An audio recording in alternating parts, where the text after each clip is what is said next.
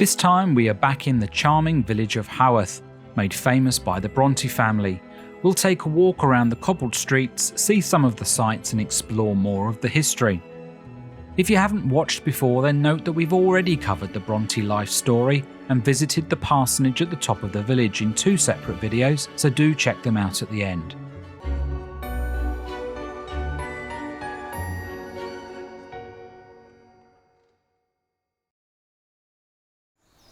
This is Church Street, and opposite the Bronte house is the Haworth Old School Room. Patrick Bronte was a champion of education and worked hard to set up a school in Haworth for the local children. He accomplished this in 1832, opening the Sunday School with funds from the National School Society, public subscription and land provided by the church. Patrick and all 3 Bronte sisters would teach in this school, and by 1843 he was able to open it on weekdays as well. In 1850, Arthur Bell Nichols secured funding for an extension to be built the following year, and in 1854 it hosted the wedding celebration of his wedding to Charlotte Bronte, accommodating some 500 guests. Further down Church Street is the Church of St Michael and All Angels, where Patrick Bronte was curate for over 40 years. The church we see today was built in 1879, after the entire Bronte family had died. It caused a national outcry, as it had already become a place of Bronte pilgrimage. Unfortunately, water coming off the moors was running into the church foundations, making it unsafe, and so the rebuild went ahead. Only the tower is original to the family's time.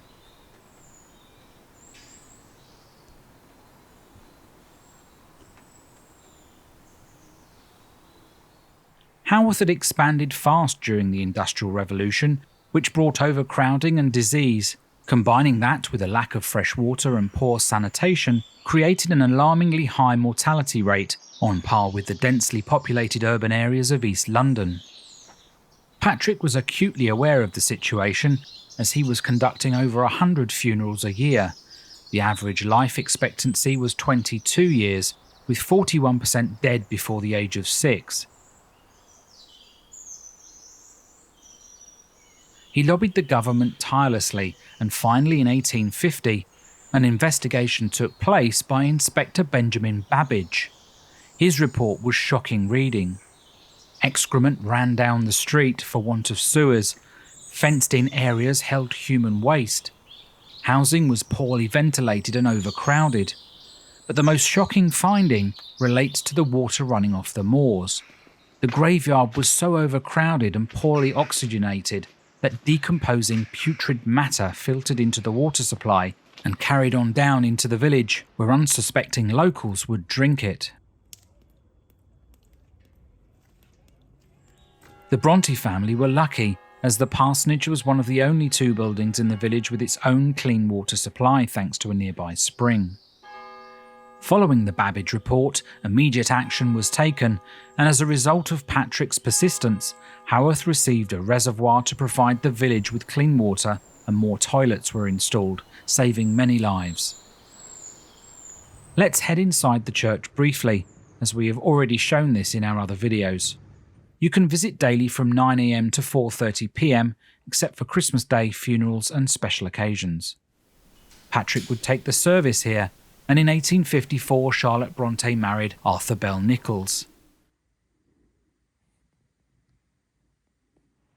There is a small display with information about the Brontes, and of course below us is the vault where the entire family rest, all but Anne, who is buried in Scarborough.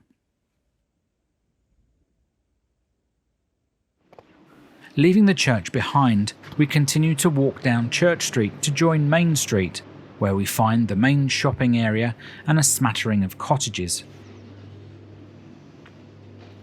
In the time of the Brontes, the street had booksellers, grocers, tailors, a draper's and a clockmaker. As the road widens into a sort of square beside the church, there was an apothecary, an ironmonger, a temperance hotel and 4 inns, 3 of which still exist today. This was the Mechanics' Institute, founded in 1849, which provided adult education to working men in the Victorian era. Interestingly, the Bronte Society opened its first museum in the upper rooms in 1895.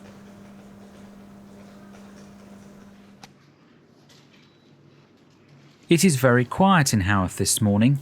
It's worth noting that shops tend to open after 10:30 or later, and some are closed Monday and Tuesdays, in line with the closure of the Bronte Parsonage, which is a big draw to the village. We've come early so you get to see the scenery and not hordes of people obscuring the views of the charming buildings. It can be pretty busy on weekends. It is full of cute little independent shops, some with very Yorkshire items for sale.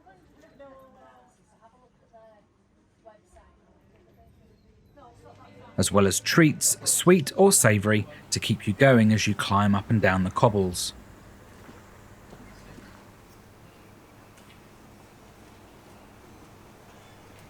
Notice the town stocks used to punish people by the steps of the church. The Cabinet of Curiosities was the apothecary in the Brontes' time. You can find out what part it played in the death of Branwell Bronte in our Walking in Their Footsteps video. It's charming inside. The Victorian cabinets have been salvaged from other chemists and grocers. The collection of items for sale is eclectic and amusing, so it's worth browsing around for some strange and curious things to buy.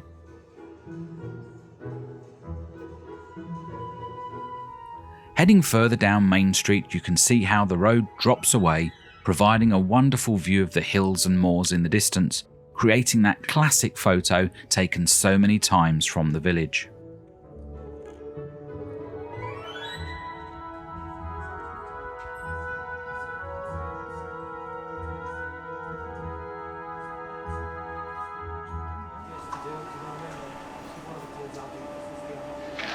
So I've picked up a Yorkshire Parkin. I have no idea what it is. This looks a bit like a cookie. I'm hoping it might be gingery, but I don't know. Made from oatmeal, black treacle, syrup and ginger, it was pretty good.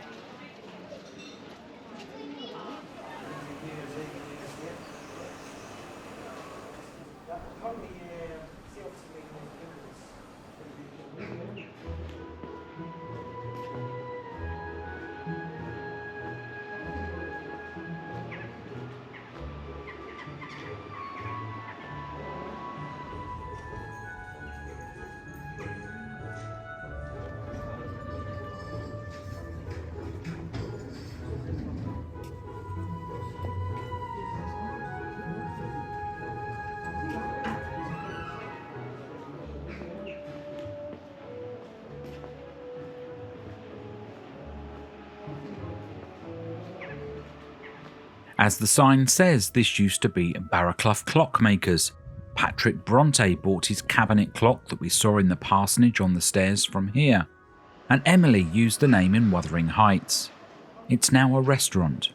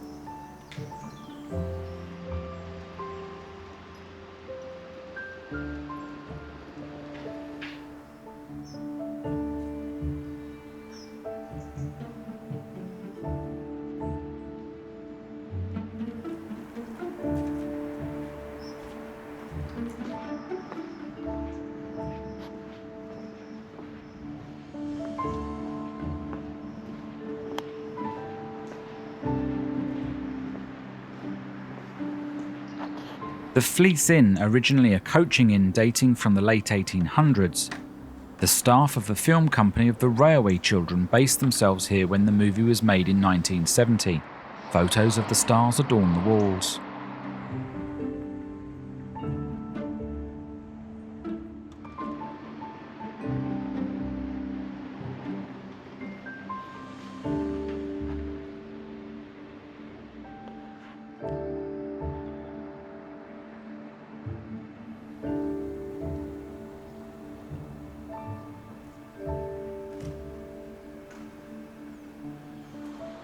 This former workshop was built in the early 19th century, lit inside by long mullioned windows on the upper floors.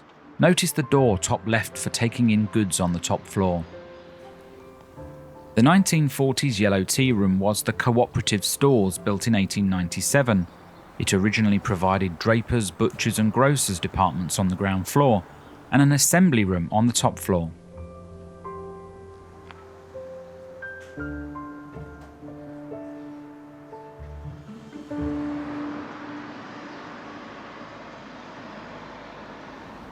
We have reached the bottom of Main Street and arrived at the Old Hall, an excellent pub and restaurant by all accounts.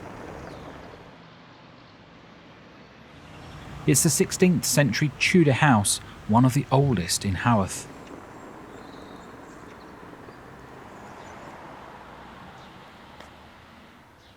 Crossing the road at the bottom of Main Street, we can walk through the park and head to the railway station, which is part of the Keighley and Worth Valley Railway. It takes about 15 minutes to get there.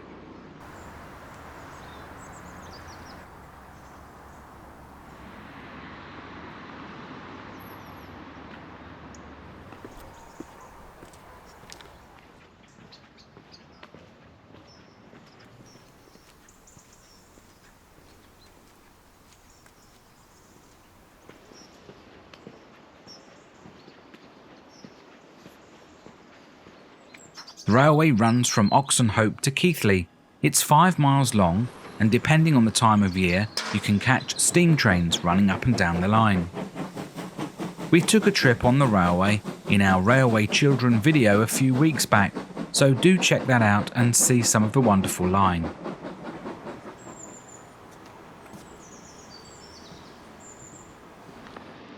The station opened in 1867, and the original building still survives.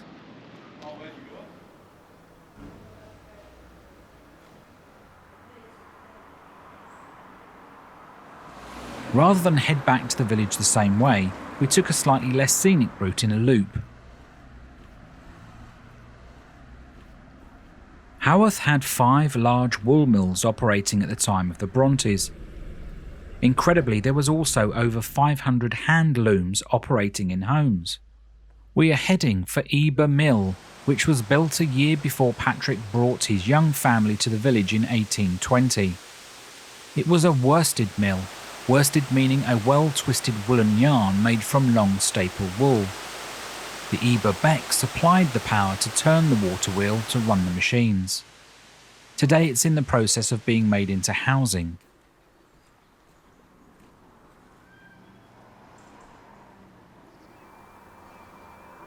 Our route brings us back at the top of the village after some quite steep climbs.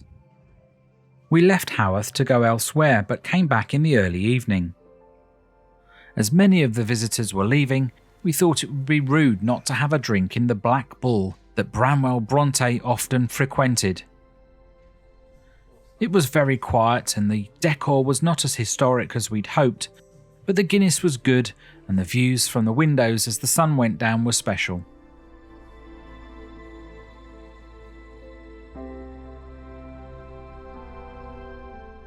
Another pub just moments away is the King's Arms. This does have a bit more character, but it was just as quiet. I'm sure they are busier on the weekends.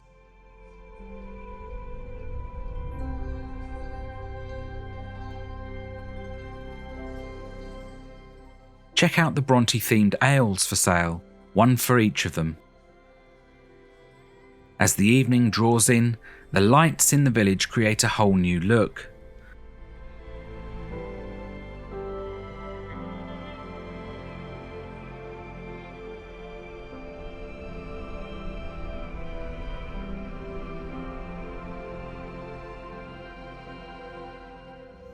We started to feel like we were actually back in the Victorian era, expecting Branwell to stagger out of the pub at any moment.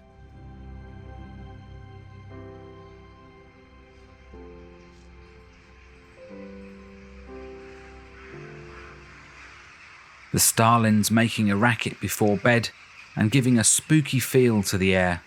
Some might find it creepy, but we found it a magical time of day.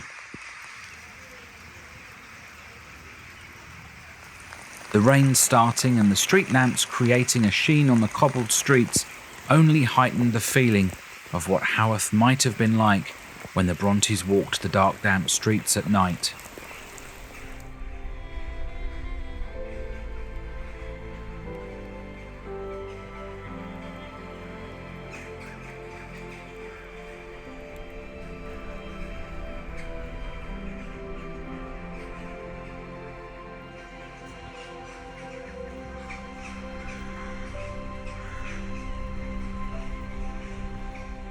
Now is a good time to tell you what we have in store for next week's Yorkshire video. Next time we are in Thirsk, North Yorkshire, home of the real James Herriot, the world's favourite vet. We take a tour of the practice frozen in the 1940s where he lived and worked. We see mock-ups of the sets from All Creatures Great and Small, find out about his life as a vet and how at the age of 50 he created James Herriot and the wonderful books that have given joy to so many through print, TV and in films. We'll also find two of the original filming locations used in the 1970 series, so it's not one to miss.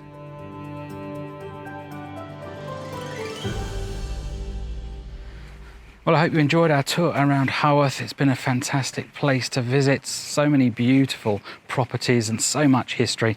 And of course, the Brontes right at the heart of it, still now 200 years on. Thanks so much for watching. Do subscribe and watch some of our other videos. If you enjoyed this, you may well like some we have on Jane Austen too. So thank you, take care, until the next time.